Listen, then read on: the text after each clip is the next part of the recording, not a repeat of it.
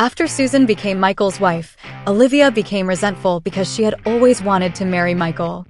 In her jealousy, she massacred Susan's entire family and strangled her, mocking her for being unworthy of Michael. Just then, a UFO approached them, scaring Olivia away.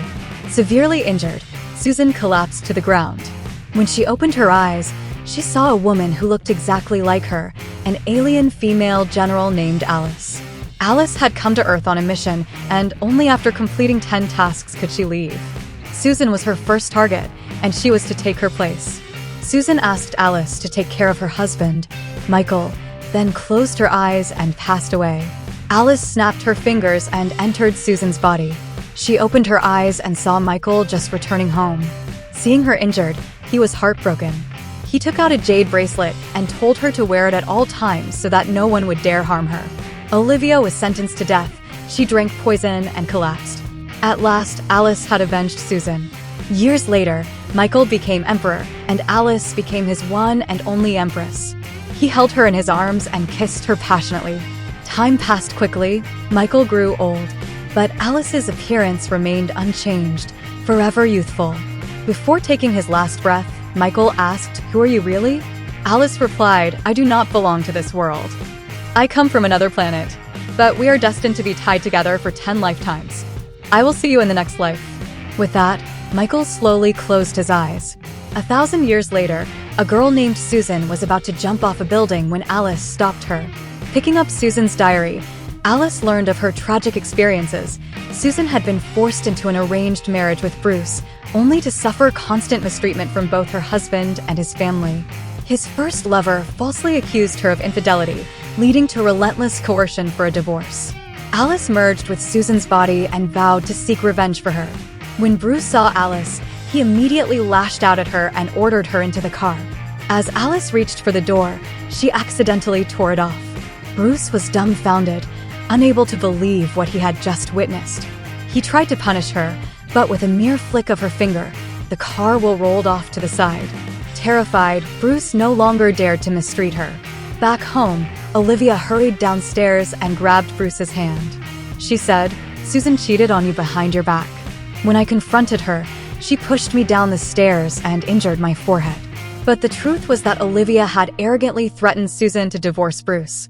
When Susan refused, Olivia had smashed a teacup against her own head. Bruce demanded a divorce. To his surprise, she signed the divorce papers without hesitation. Susan had loved him for 10 years and had always refused to divorce him before. He told her, "We're not officially divorced yet, so you must still attend the museum opening with me today as my wife." Just then, Alice received a signal. Her target in this lifetime was inside the museum. Upon arriving at the museum, she quickly found Michael.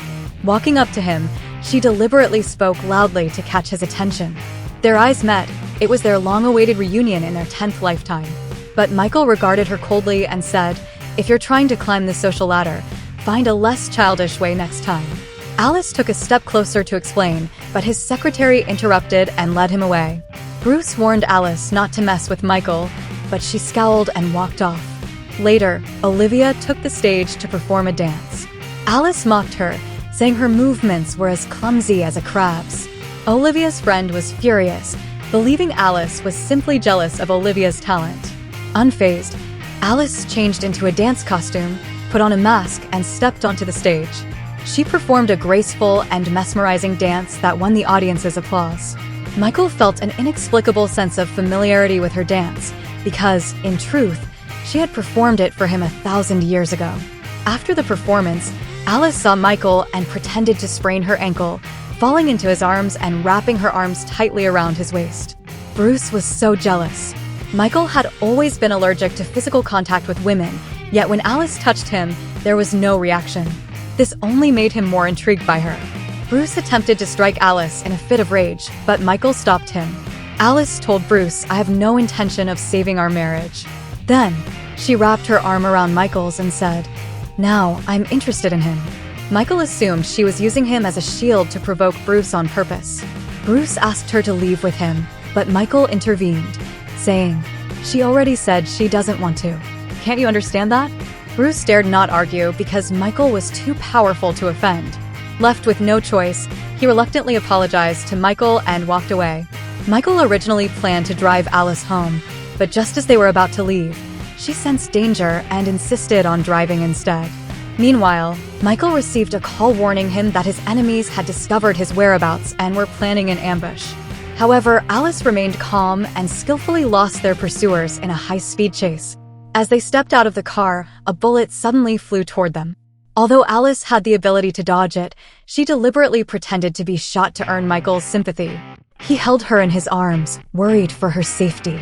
Later, he rushed her to the hospital, where she was stabilized after emergency treatment.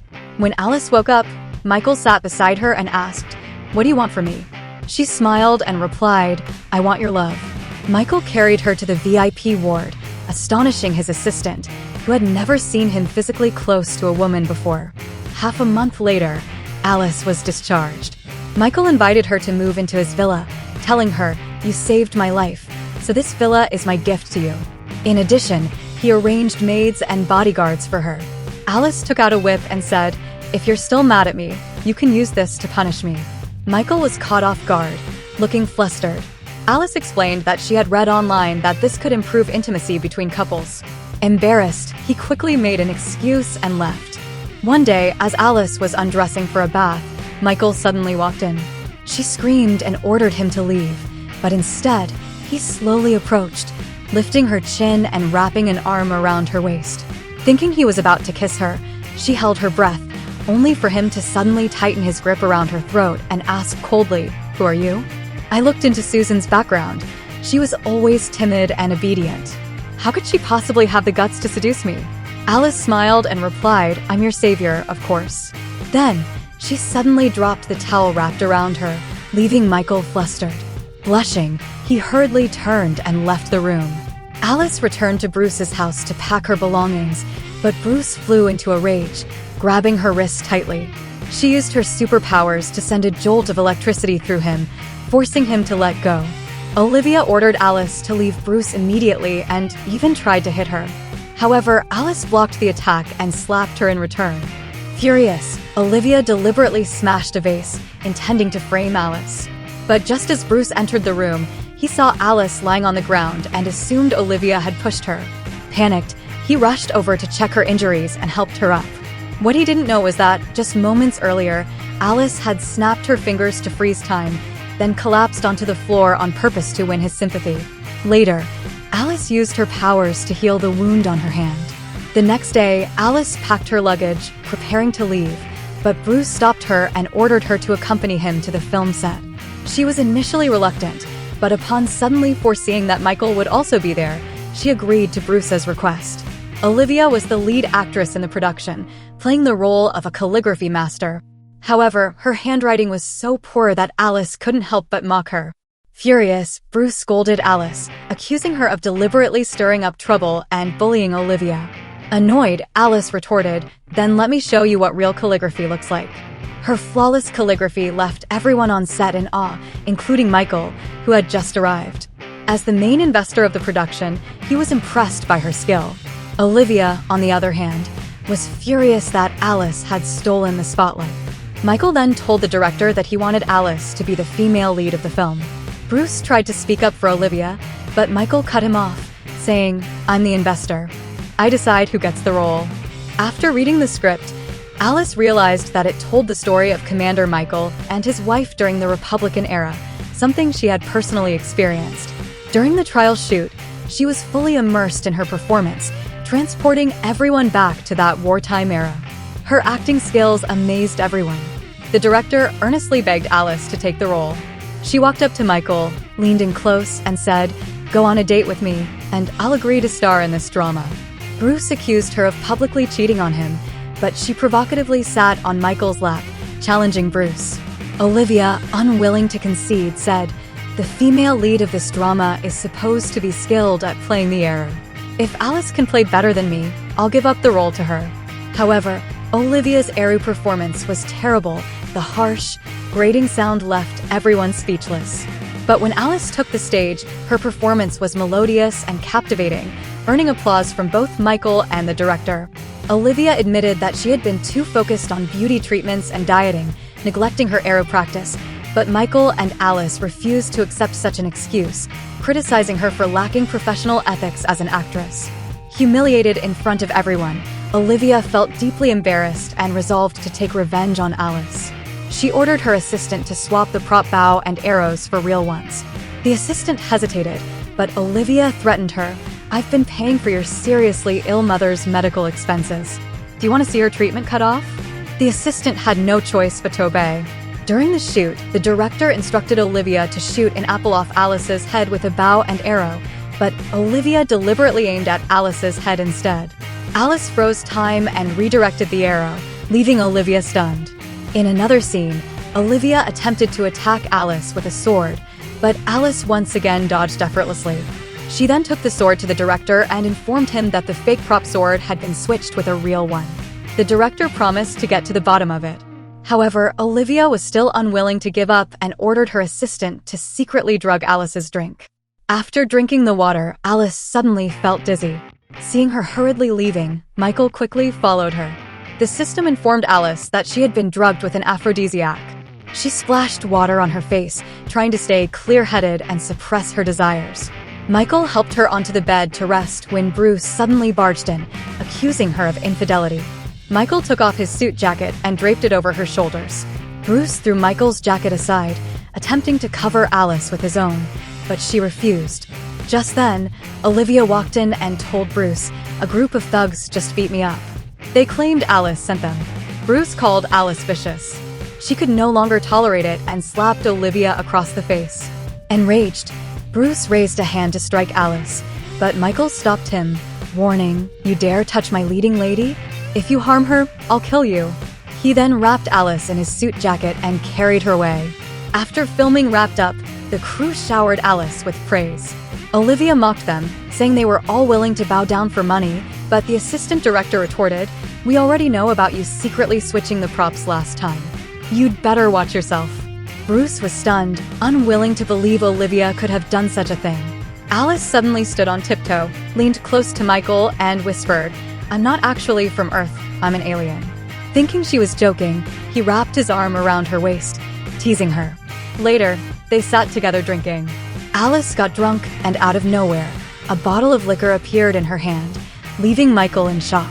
Unable to stand properly, she stumbled into his arms. Their eyes met. She reached out to touch his face and kissed him tenderly. Memories of their love from 1,000 years ago flooded back, making their kiss grow deeper and more passionate. Michael told her, "I'll wait for you. Once you officially divorce, we'll be together." Alice was overjoyed her mission was finally nearing completion. A few days later, she finalized her divorce with Bruce. "Don't come to regret this," Bruce warned. She smiled and replied, "Of course not." 3 years later, the drama Alice starred in became a massive hit, winning the hearts of countless viewers.